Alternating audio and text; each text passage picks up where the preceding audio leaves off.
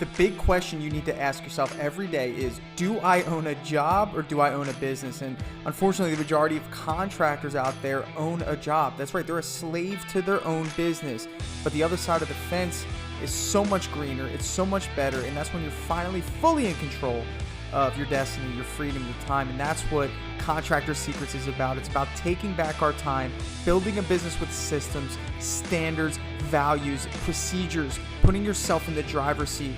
And that's what it's about. So I'm excited. I'm happy to have you here. Let's dive into the Contractor Secrets podcast. What's going on, guys? It's Tanner with Trade Thrive, and I want to talk to you about leadership in your business, motivating your employees, and getting everyone on the same page to ultimately achieve the big goal, which is to be successful in business. And there's a lot of you out there who started your contracting business really because you had a really horrible boss or somebody didn't treat you right and didn't recognize your talents, your abilities, and your skills. And you said, you know what, forget all this. I'm starting my own business. There's a lot of you that have started your business that way. And there's also a lot of you who have started your business without any management experience. You don't really know how to motivate employees. You don't really get it. And that's okay. And that's kind of why I wanted to, make this here so you can grab some of these tools I'm going to share with you to motivate your employees and to keep you in business for a long time. No one wants to work for somebody, that doesn't appreciate them. So we're going to start there. We're going to start with gratitude. We're going to start with appreciation. And I really want you to also think about past experiences with managers, past experience with bosses that didn't appreciate you. And essentially, appreciation is the cheapest form of currency that you can be giving your employees. Now, there's obviously employees that don't care about appreciation, but let me tell you something, everyone cares about appreciation, especially when it comes to them working for their boss and trying to do a good job. And especially, you have to recognize that is the easiest way to keep people engaged, keep people interested, and most importantly, keep them around. The best employees, guys, are the ones that leave because they don't feel appreciated for what they do. And you have to be aware of what it is that people are doing above and beyond. You have to be aware of someone doing something out of the norm for your customer. Let me give you an example. I went to the job yesterday, and one of my guys was walking through with the customer, and they were just having a conversation, and he went above and beyond and said, you know what, I'm going to take care of this for you. It was this little thing that needed to be taken care of, and you could just see her go, really? And it was just so cool because he didn't have to do that. The job was closing out, and I just pulled him aside and I said, you know what, man, thanks so much for doing that, man. That really made her day. And whether he needed that or not, to me it needed to be said that, hey, I recognize this, I appreciate this. There was another example. I went to another job, and I know you guys know where the hinges are on a door, and the lady's like, yeah, we don't want to put the door back on it, so can you just fill the holes? And I'm thinking that the guys are just going to fill the screw holes, and that's really all to be expected.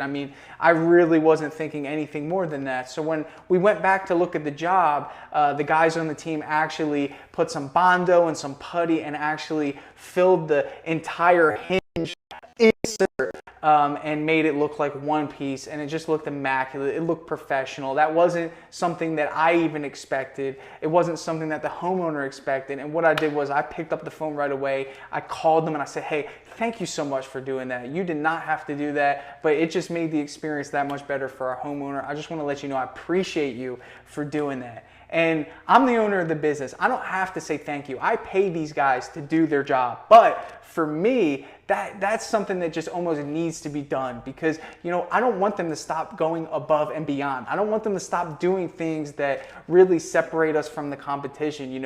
I really don't want them to stop doing things that they know is right, but if they feel they're not going to get appreciated for it, they're not going to do it. And I don't want that. And if all I have to do is make sure that I'm recognizing it and saying thank you, then you know what? I'll do it all day, yesterday, tomorrow, and forever. Because that is what separates us, is that customer care. And you'll find that in our reviews is what people say is that we went above and beyond. And I don't want that to stop. So appreciation, guys. If you're a business owner, if you're a manager, if you're a leader in your organization, it's about appreciation.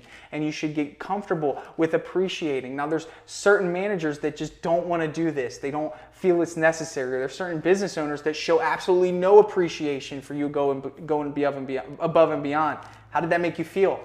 It made you feel like what you were doing was worthless. It made you feel like the person you're trying to impress or the person that you're working for could care less. But really, the way that they see it is it's actually something that should motivate you as opposed to encourage you. So they see it as you're kind of chasing their appreciation, or if they give you appreciation, they're afraid that you're going to stop doing the things that they appreciated you for. But that is not the case, because really, I know for a fact when I was an employee, I went above and beyond and I did all these things and I made my manager look good and I didn't get any appreciation. And guess what? I went ahead and I started my own business, and that's the end of that story. So appreciation is number one, guys. Number two, I'm talking about empathy here, guys. We know that life happens, right? We know that things happen in life that we can't control. And in most cases, our employees have a lot of stuff going on in their life, okay? And that's just the reality of the game. You have got to understand this to the point where you can't let what's going on in their life affect you to the point where, you just have a zero tolerance for the things going on in their life.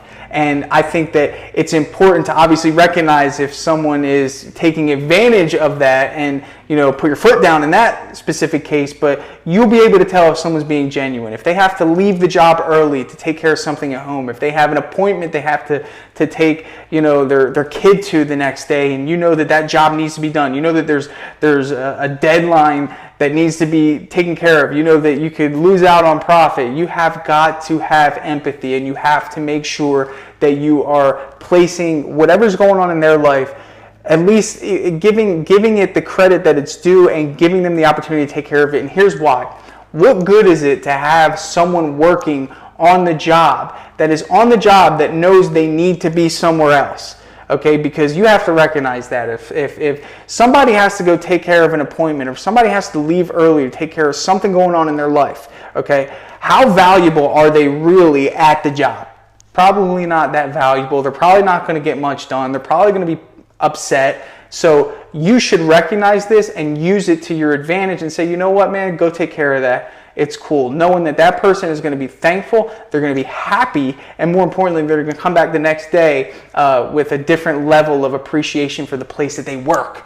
And just like that, guys, you've won someone over and you created an even better atmosphere. So the last part of this, guys, and I could go on forever, but I really just want to keep it short. I'm going to 3 tools today that are going to help you really take your team to the next level, guys. And this last one is the one that I think many contractors struggle with the most, and that is the need to be right. Okay, guys, you don't need to be right. And I think that a lot of people feel as though if they give someone else the power in terms of being right, then they feel like they lose their authority. I'm the first one to admit to everyone, including my customers, including my teammates, including everyone, I don't know all the answers. Please share with me how to do this project. Please share with me your idea on what we need to do to get this done. And when I approach things like that, it creates just this environment of just like, a level playing field, okay? No one is scared to speak up, right? Because I'm more concerned about doing the job the right way. I don't care if my manager has the answer. I don't care if the prep guy has the answer on what they feel like would be the right way to do the job, because there's only one way, or excuse me, there's 2 ways to do anything, the right way and the wrong way. And the right way can come from anybody. It doesn't have to be the manager's way. It doesn't have to be my way.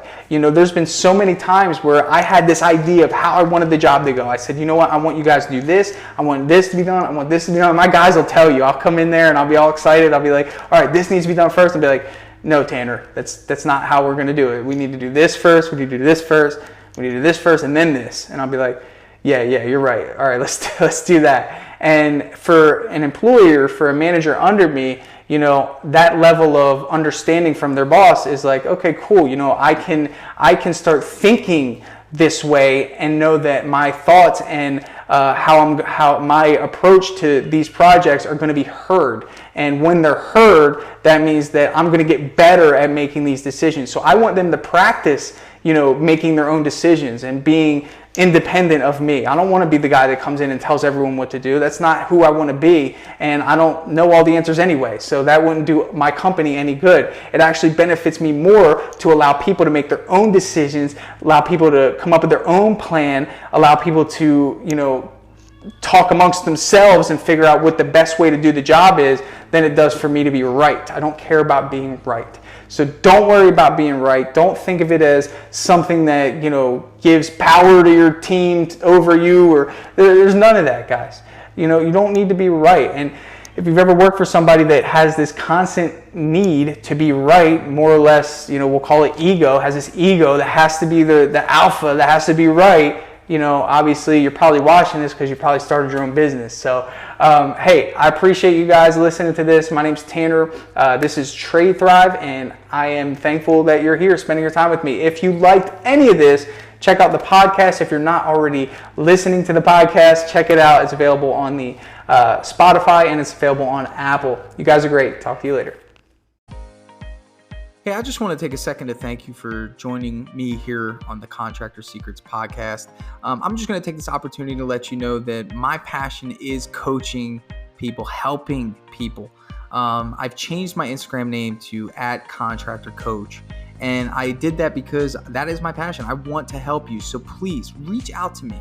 If you have an issue going on in your business, send me an email.